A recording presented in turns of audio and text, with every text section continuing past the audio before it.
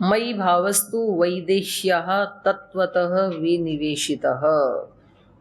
क्यों माता सीता मुझे याद कर रही होगी? क्योंकि वैदेह्यः, वैदेही का भी, मयि भावः, मेरे अंदर ही एक प्रीति का भाव है, इसलिए वो भी मुझे स्मरण कर रही होगी। तत्वतः, निश्चित रूप से, बिल्कुल वास्तविक रूप से, विशुद्ध रूप से। तत्वतः वैदेह्या मयि भावस्तु, क्योंकि सीता माता भी मुझसे बिल्कुल सच्चा प्रेम करती है, निश्चित रूप से मेरे अंदर ही वो प्रीति की भावना रखती है। विनिवेशितः, उसका मन भी मुझी में लगा हुआ है।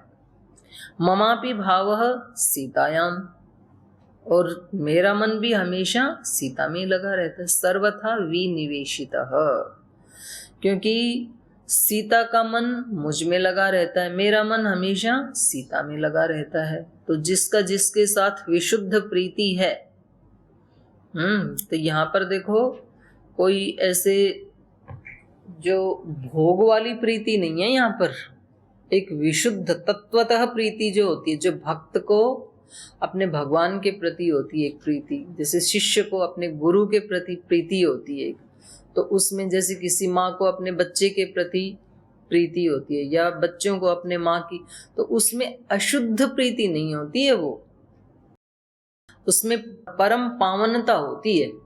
तो ऐसा इनकी प्रीति है श्री राम की माता सीता के प्रति और माता सीता की श्री राम के प्रति। यदि दृश्येत सा साध्वी, तो श्री राम यहाँ माता सीता के लिए साध्वी का संबोधन कर रहे हैं। सा साध्वी यदि दृश्येत यदि च इह वसेमहि, कह रहे हैं वो साध्वी सीता माता यदि च इह वसेमहि, यदि वो यहीं कहीं दिखाई दे जाए मेरे को, और उसके साथ यदि मैं यहाँ पर निवास करूं तो मुझे बहुत अच्छा लगेगा। स्पृह येयम न शक्राय, फिर मुझे इंद्र की स्वर्ग की स्पृह नहीं होगी, माने उससे भी ये इतना सुंदर स्थान है, बस इसमें एक ही कमी है कि माता सीता साथ नहीं है। अगर माता सीता भी साथ हो तो इस स्थान पर निवास करने के बाद या निवास करने पर मुझे इंद्र के स्वर्ग की भी स्मृति नहीं आएगी, वो भी फीका पड़ जाएगा। स्पृह येयम न शक्राय न अयोध्यायै रघुत्तम, और अयोध्या से क्योंकि इनको भेज दिया था तो अयोध्या की स्मृति तो बनी हुई थी, तो कह रहे हैं कि यदि यहाँ रहने को मिल जाए सीता के साथ तो फिर मुझे अयोध्या की भी स्मृति नहीं आएगी और इंद्र की राजधानी की स्मृति भी नहीं आएगी। इतना सुंदर स्थान है ये। तच्च अवंचित, तच्च अवंचितः पक्षमाक्षम सुगंधिम शुभ्रम अव्रणम, और ये भी माता सीता के ही विशेषण हैं। तो वो कैसी हैं? तच्च अवंचितः पक्षमाक्षम, पक्ष, पक्ष मतलब किसी एक पक्ष विपक्ष होते हैं, एक तो वो अर्थ भी है, माने गूढ़ ज्ञान को देख पाने वाली, सूक्ष्म ज्ञान को देखने वाली, और एक तो सुंदर आंखें हैं जिनकी। तच्च अवंचितः पक्षमाक्षम सुगंधिम शुभ्रम अव्रणम, सुगंधित और व्रण रहित, कोई घाव आदि नहीं है जिसके उस पर। तो ऐसे उस सीता के मुखमंडल को, अपश्यत मुखम तस्या सीदति इव मम मन, जैसे जैसे सीता की स्मृति आ रही है, उसके चेहरे आदि की, उसके अंगों की स्मृति आ रही है, तो मेरा मन कंपायमान हो रहा है सीता के बिना, और लग रहा है कि अब सीता यदि नहीं मिली तो अयोध्या में भी कैसे लौट के जाऊंगा। किन्नु वक्ष्यामि कौसल्याम, माता कौसल्या को क्या बताऊंगा। अयोध्यायाम नृप आत्मज, जो अयोध्या में जाऊंगा तो अयोध्या में लौट करके नृपात्मज, नृप की आत्मजा अर्थात पुत्री सीता साथ न होने पर किन्नु वक्ष्यामि कौसल्याम, माता कौसल्या को क्या जवाब दूंगा जब वो मेरे से पूछेगी। पृच्छन्तीम माता के ऐसे पूछे जाने पर क्व सा स्नुषा इति, मेरी पुत्र वधु कहाँ है? जब माता कौशल्या ऐसे पूछेगी, स्नुषा पुत्र वधु, जब माता कौशल्या पूछेगी तो उनको मैं क्या उत्तर दूंगा?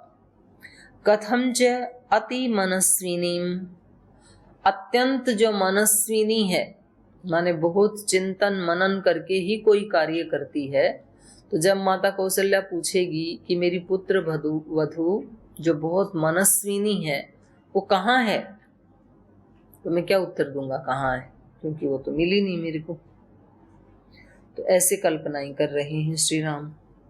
इति रामम महात्मानम विलपंतम अनाथवत, तो इस प्रकार से जब श्री राम अनाथ की तरह से विलाप कर रहे थे तो उवाच लक्ष्मण भ्राता, तो लक्ष्मण भाई उनको बोलते हैं युक्तम अव्ययम वाच, तो जो युक्ति युक्त हैं और जो सदा सब काल में अव्यय माने नष्ट नहीं होते हैं, ऐसे शाश्वत सत्य से युक्त प्रेरणा से युक्त वाक्यों को लक्ष्मण जी ने श्री राम के लिए बोला।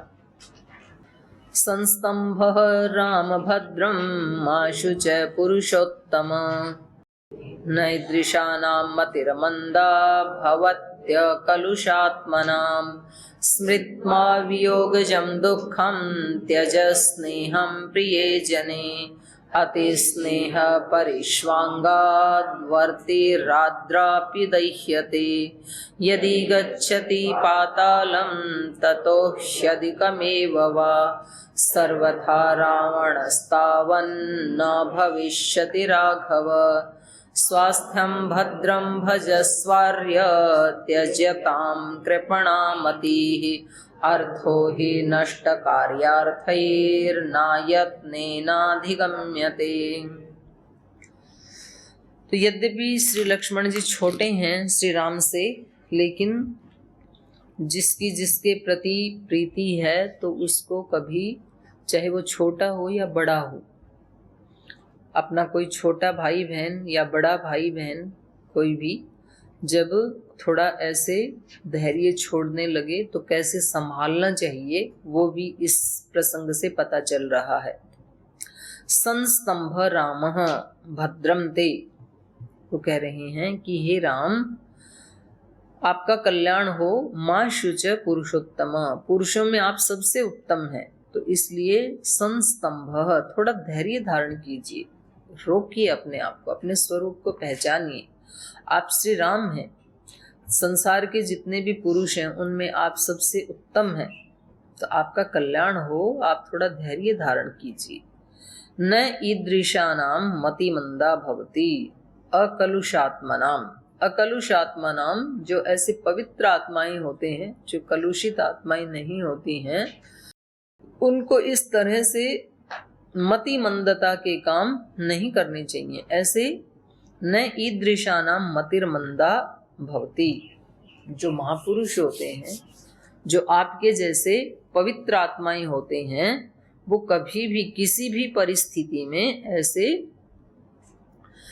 मतिमंद जैसी बातें नहीं करते हैं, अनजान की जैसे बातें नहीं करते हैं। जैसे श्री राम बातें कर रहे हैं, मतलब श्री राम के इस वचनों से, इस प्रसंग से, इस भाषण से ऐसे प्रतीत हो रहा है कि श्री राम के अंदर कोई उत्साह ही नहीं बचा है जैसे। तो कह रहे हैं भाई ये ठीक नहीं है आप जैसे व्यक्तियों के लिए, और वैसे तो किसी के लिए भी ठीक नहीं है, मनुष्य मात्र के लिए ठीक नहीं है, क्योंकि कैसी भी प्रतिकूल परिस्थिति क्यों ना हो, वो हमें तोड़ने के लिए नहीं आती हैं, बल्कि हमें और मजबूत बनाने के लिए आती हैं प्रतिकूल परिस्थितियां। प्रतिकूल परिस्थिति कभी भी मनुष्य को तोड़ने के लिए नहीं आती हैं, उसको और ज्यादा मजबूत बनाने के लिए आती हैं, क्योंकि no pain no gain, pain के बिना कोई गेन नहीं कर सकता है शक्तियों को। तो जब जब या तो पेन अपनी इच्छा से लेता है व्यक्ति, अपनी इच्छा से भी लेता है, दूसरों की जो सेवा करते हैं, जैसे पूज्य गुरुदेव सेवा कर रहे हैं रोगियों की, या संगठन में कुछ भाई बहन सेवा करते हैं, या आप लोग साधु साध्वी बने हैं दूसरों की सेवा करने के लिए, तो ये क्या है? अपनी ही इच्छा से दूसरों के दुखों को गले लगाना, यही तो है साधु बनने का मतलब। भाई हमारे जीवन में तो कोई दुख नहीं था, फिर साधु क्यों बने? ताकि जो दूसरे दुखी लोग हैं उनके दुखों को हम बटा सकें या उनके दुख को दूर कर सकें। तो कुछ लोग तो अपनी इच्छा से ही दूसरे के दुखों को ले लेते हैं, तो उनको करते करते ही फिर वो उनको गेन होती हैं शक्तियां, सेवा करने से उनकी शक्तियां बढ़ती जाती हैं।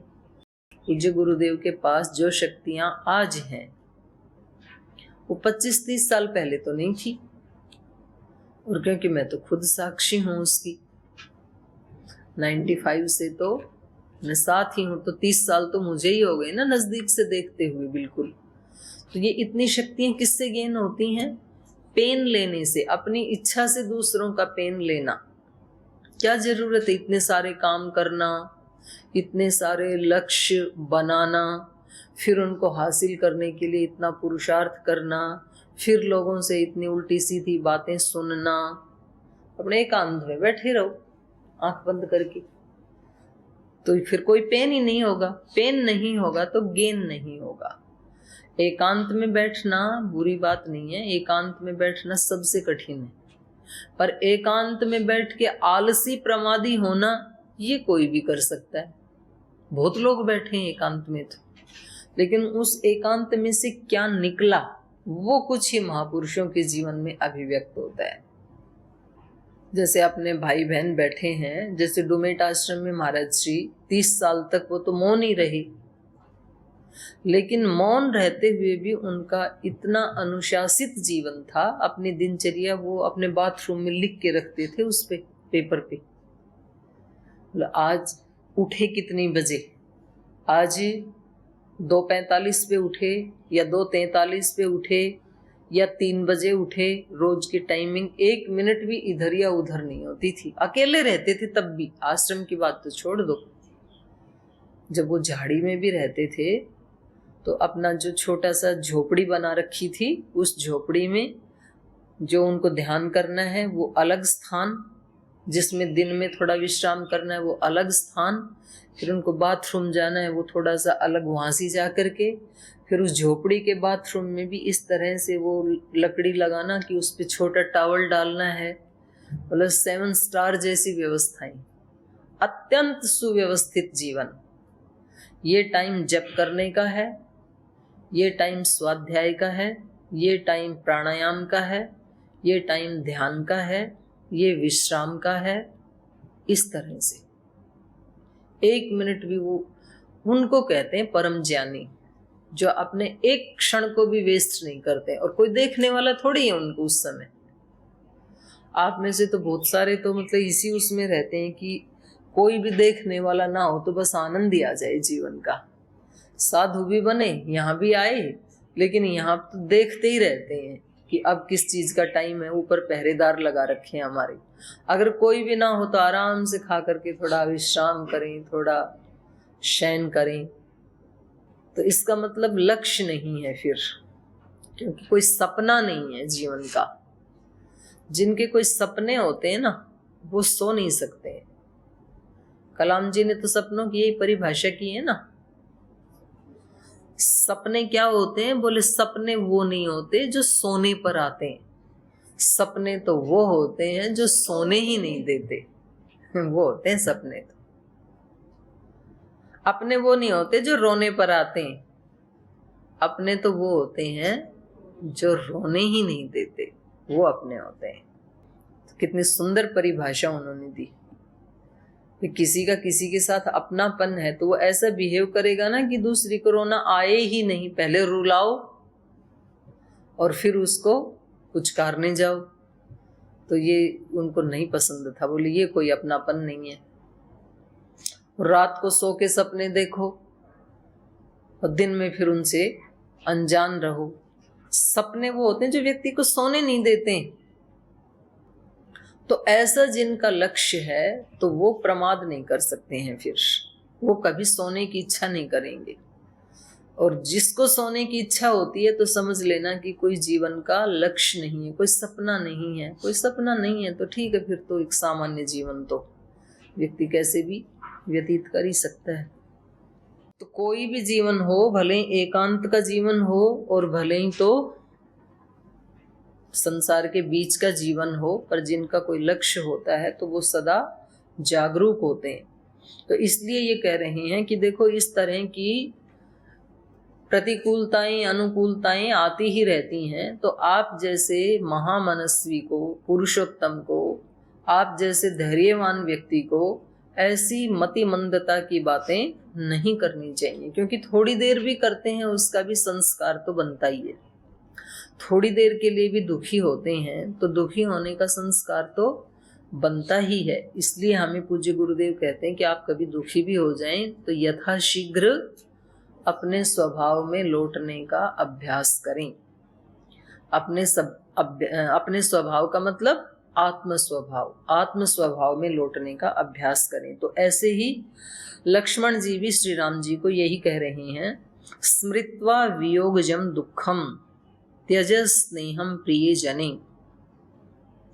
इतनी ज्यादा भी आपको स्मृति नहीं उठानी चाहिए अपने प्रियजन की कि आप अपने ही स्वरूप से विचलित हो जाएं। प्रीति करना बहुत अच्छी बात है, लेकिन वियोगजम दुखम स्मृत्वा, वियोग से उत्पन्न होने वाले दुख को स्मरण करके आप जो दुखी हो रहे हैं तो ये उचित नहीं है। इसलिए त्यज स्नेहम प्रियजनी, आपके प्रियजन के प्रति जो स्नेह है, अर्थात माता सीता के प्रति आपका जो स्नेह है, ये स्नेह जब आपको इतना ही ज्यादा व्याकुल कर रहा है तो आप इस स्नेह को छोड़ दीजिए, आत्म स्वरूप में आ जाइए। आत्मा का किसी के साथ कोई संबंध नहीं है, अपने ही शरीर के साथ संबंध नहीं है शाश्वत, तो दूसरे वाले शरीर के साथ तो शाश्वत संबंध हो ही कैसे सकता है। तो योग दर्शन में तो यही बताया ना, शौच का फल यही तो बताया, शौचात स्वांग जुगुप्सा परैर संसर्ग। शौच का मन शुचिता का, पवित्रता का प्रतिफल ये है कि जब अत्यंत अपने शुद्धतम विशुद्धतम आत्म स्वरूप में जिस समय व्यक्ति प्रतिष्ठित होता है तो स्वांग जुगुप्सा, अपने भी शरीर के अंग प्रत्यंग या शरीर आदि से उनको कोई वो नहीं रहता, आसक्ति नहीं रहती, बल्कि एक उसका भाव उत्पन्न होता है। तो जब अपने ही शरीर के प्रति अप्रीति का भाव या अनासक्ति का भाव उत्पन्न होता है तो दूसरों के साथ संपर्क करने की इच्छा तो हो ही नहीं सकती है। फिर अब ये इतना सा एक सूत्र योग दर्शन का अगर भारतवासियों को समझ में आ जाए या स्वभाव में या अभ्यास में आ जाए तो कितनी सामाजिक समस्याएं समाप्त हो सकती हैं। इस एक अपवित्रता के कारण व्यक्ति कौन कौन सा पाप नहीं करता। माता पिता के प्रति पाप करता है, क्योंकि कोई भी माता पिता नहीं चाहता कि उनके बच्चे कोई ऐसे अपवित्र कार्य करें। अपने गुरुजनों के प्रति पाप करता है, एक जो हमारी इतनी गौरवशाली संन्यास परंपरा है, ऋषि परंपरा है, उसके प्रति पाप करते हैं, भगवान के प्रति पाप करते हैं। तो इतनी सी बात समझ में न आने के कारण, तो इसलिए लक्ष्मण इनको सचेत कर रहे हैं, प्रियजने स्नेहम त्यज, प्रियजन के प्रति जो आपका ये अति स्नेह हो रहा है इसको आप त्याग दीजिए। अति सर्वत्र वर्जयित, क्योंकि अति हो गई, अति स्नेह, इतना स्नेह आपको हो गया कि उनके वियोग के दुख के कारण आप अपने ही स्वरूप को भूल बैठे हैं। अति स्नेह परिश्वांगात वर्ति आर्द्र अपि दह्यते, बोले इस अत्यंत स्नेह को आप, अत्यंत जो प्रीति है इसको आप त्याग दीजिए। त्यज अति स्नेह परिश्वंगात, अत्यंत स्नेह से गीली होकर जो बत्ती है, रुई है वो। अति स्नेह परिश्वंगात वर्ति, वर्ति मतलब बत्ती, वर्ति आर्द्र अपि दह्यते, आर्द्र होती हुई, गीली होती हुई भी जल जाती है। जो गीला हो गया वो तो जलना नहीं चाहिए, लेकिन जो बत्ती है वो तेल के प्रेम में, प्रीति में इतनी आगे बढ़ जाती है कि गीली होते हुए भी जल जाती है फिर, क्योंकि गीला है तो नहीं जलना चाहिए। लेकिन वो ऐसा है कि अति के साथ अति स्नेह परिष्वंगात, अत्यंत स्नेह से लिप्त होने के कारण वर्ती बाती आर्द्रारपि दह्यते, गीली होते हुए भी जल जाती है। तो अति सर्वत्र वर्जयती है, अति स्नेह मत करो आप उनसे। यदि गच्छति पातालम ततो ह्यधिकम एव वा सर्वथा रावणः तावत् न भविष्यति राघव। बोले आप थोड़ा धैर्य धारण करो। रावण लेके गया है ना सीता माता को, कहीं भी क्यों ना हो रावण, हम वहां से सीता माता को वापस ला सकते हैं। वो लेके गया है तो हम वापस भी तो ला सकते हैं। भाई जिस मन के कारण, जिन इंद्रियों के कारण, जिस बुद्धि के कारण हमने अपने स्वरूप को खोया है, इन्हीं के कारण तो खोया है, तो इन्हीं मन बुद्धि इंद्रियों से उसको लौटा भी तो सकते हैं। ऐसे व्यक्ति को सोचना चाहिए। भाई मन को जब हमने इस दिशा में लगा दिया तो अपने स्वरूप से दूर दूर दूर होते चले गए। उसी मन को यदि वापस मोड़ दिया तो नजदीक नजदीक आते चले जाएंगे। जिन इंद्रियों के सुखों के कारण हमने शाश्वत सुख से हम दूर दूर दूर होते चले गए जन्म जन्मांतरों से, तो साधन तो वही बने ना। तो जिन साधनों से हम दूर हो गए अपने स्वरूप से, उन्हीं साधनों को प्राप्त करके वापस भी तो आ ही सकते हैं। तो जो रावण माता सीता को इस स्थान से कहीं भी लेके गया है, वो आकाश में लेके गया, पाताल में लेके गया, लंका में लेके गया, समुद्र में लेके गया, कहीं भी लेके गया, वो लेके तो गया है ना कोई मनुष्य, तो वहीं ऐसे हम वापस भी ला सकते हैं। देखो कितनी उत्साह की बात यहाँ लक्ष्मण जी ने कही है। तो आप निशान लगा सकते हैं इस श्लोक में। यदि गच्छति पातालम, यदि वो पाताल को गया है, ततो ही अधिकमेव वा, या पाताल से भी कहीं अधिक गुप्त स्थान में गया है वो, सर्वथा रावणः तावन न भविष्यति राघव, हे राघव कहीं भी गया है लेकिन वो रावण न भविष्यति, सर्वथा बचेगा नहीं। ये मैं आपको बता रहा हूं, सर्वथा किसी भी हालत में कुछ भी उपाय करके हम माता सीता को वापस लाएंगे। लेकिन उससे पहले आप थोड़ा धैर्य रखो, अपनी स्थिति को प्राप्त करो। आप पहले आप इस पागलपन से बाहर निकलो। तो ये बड़े ही सुंदर श्लोक हैं जो लक्ष्मण जी के मुख से कहलवाए हैं महर्षि वाल्मीकि जी ने। आप निशान लगा लीजिए और अपने उसमें ना रजिस्टर में वो बना लिया करो हेडिंग, प्रतिकूल परिस्थिति को कैसे फेस किया जाए। तो ऐसे ऐसे हेडिंग बनाया करो कि उस समय व्यक्ति को, अब वो प्रतिकूल परिस्थिति स्नेह के कारण भी हो सकती है, काम के कारण, क्रोध के कारण, लोभ के कारण, मोह के कारण, किसी भी कारण हो सकती है। इन्हीं सब कारणों से प्रतिकूल परिस्थिति बनती है। तो उसमें व्यक्ति का सबसे पहला काम है अपने स्वरूप में वापस लौटना। और जब वो अपने स्वरूप में वापस लौट गया तो किसी भी परिस्थिति को पराजित करने के लिए सक्षम हो जाता है, हराने के लिए वो सज्ज हो जाता है। स्वास्थ्यम भद्रम भजस्वार्य, हे आर्य भद्रम स्वास्थ्यम भजस्व।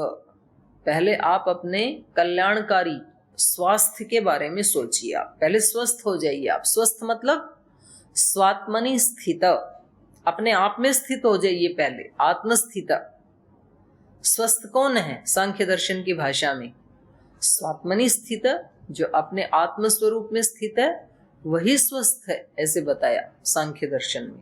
तो स्वास्थ्यम भद्रम भजस्व आर्य त्यज्यताम कृपणामति ही। इस कृपणमति को, कंजूस मति को अपने स्वरूप से बाहर निकल करके अति स्नेह से, राग आदि से युक्त होकर के जो अपनी मति बना दी, इसको त्यज्यताम छोड़ दीजिए। कोई हमें नहीं पकड़ती मोहमाया, हम पकड़ लेते हैं उसको। तो बोले उसको आप छोड़ दीजिए, अपने हाथ में होता है। अर्थो ही नष्ट कार्यार्थ ही, अर्थो ही नष्ट कार्यार्थ ही न अयत्नेन अधिगम्यते। कितनी सुंदर पंक्ति है। बिना यत्न के जो अपना नष्ट हो गया है अर्थ, उसको बिना यत्न के कभी वापस प्राप्त नहीं किया जा सकता है। उद्यमेन ही सिद्ध्यन्ति कार्याणि न तु मनोरथैहि न ही सुप्तस्य सिंहस्य मुखे प्रविशन्ति मृगाः। अपने आप आके मृग, भले ही वो जंगल का राजा है, लेकिन वो एक स्थान पे यदि ऐसे आंख बंद करके बैठा रहे तो खुद मृग आके उसके मुख में नहीं घुसेंगे कि आप जंगल के राजा हो, हमें खा लो। उसको भी पुरुषार्थ तो करना पड़ता है। तो पुरुषार्थ से कार्य सिद्ध होते हैं, ऐसे रोने धोने से कुछ नहीं होगा। तो अपने स्वरूप में स्थित हो। ठीक है, वो कभी भक्ति के अतिरेक में किसी भक्त की आंखों से अश्रुधारा निकलती है, उसका अपना एक महत्व है, लेकिन हर समय रोना धोना रोने वाला व्यक्ति कभी किसी बड़ी उपलब्धि को अचीव नहीं कर सकता है। जो पुरुषार्थ करता है वही किसी उपलब्धि को प्राप्त कर सकता है। तो आज यहीं विराम लेते हैं, बाकी के श्लोक हम कल पढ़ेंगे।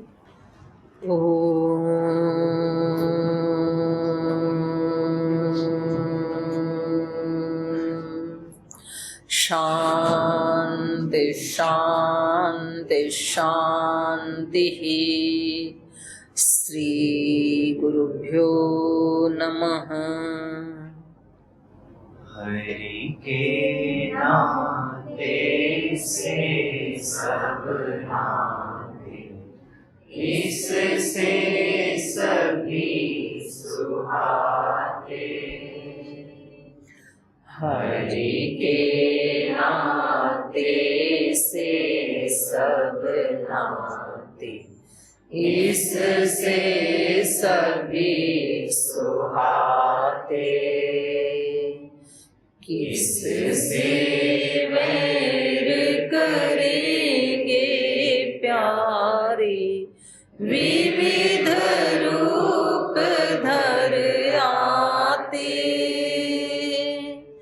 किससे वैर करेंगे प्यारे, विविध रूप धर आते।